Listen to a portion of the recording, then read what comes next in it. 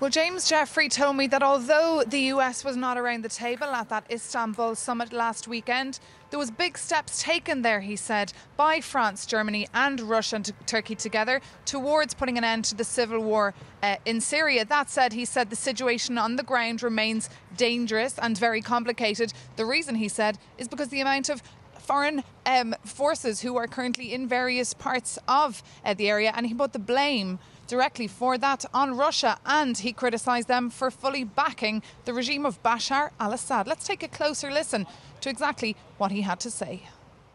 I think that Russia's seemingly unyielding and complete support for the Assad regime and the Assad regime's rejection of a political process and constant attempts for a military solution against the will of the United Nations and the Security Council has been helpful. And we think that what that has done is that has drawn in all of these outside military forces.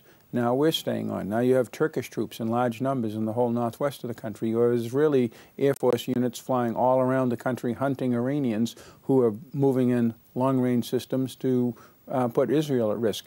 This is what Russia has allowed to happen. Here in Brussels, the talk is all about reconstruction of Syria and the price tag, of course, that will come with. The UN agency put it at 388 billion euros. That's the price that the war has cost so far. I would imagine the United States won't be digging in its pockets to pay for that. First of all, under no circumstances now, and we're doing everything in our power with considerable success to ensure that the Europeans, the European Union, or international organizations such as the UN and the World Bank don't either. The idea of rebuilding a country that has been destroyed primarily by Assad with some help from the Iranians and the Russians at our cost, and to allow Assad to do something like this again is absolutely ludicrous, and we're not going to do it, and we're being, as I said, very successful. The reason that this is so much the talk is that the Russians are extremely active, running around and saying, the war is over, now is the time to rebuild the country.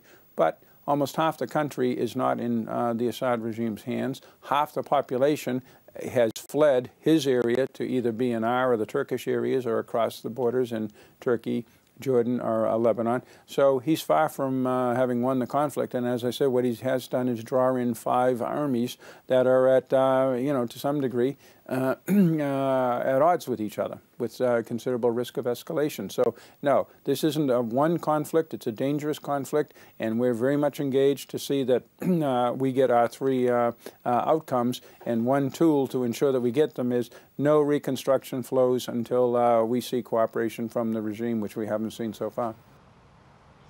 So now you know why James Jeffrey stepped by to Brussels. He was speaking to a number of diplomats here, telling them to be wary of that message and that pressure coming from Moscow. But the EU line has been clear since they set in stone their strategy on Syria, and that is they will not be supporting the reconstruction of Syria until there is a genuine political transition.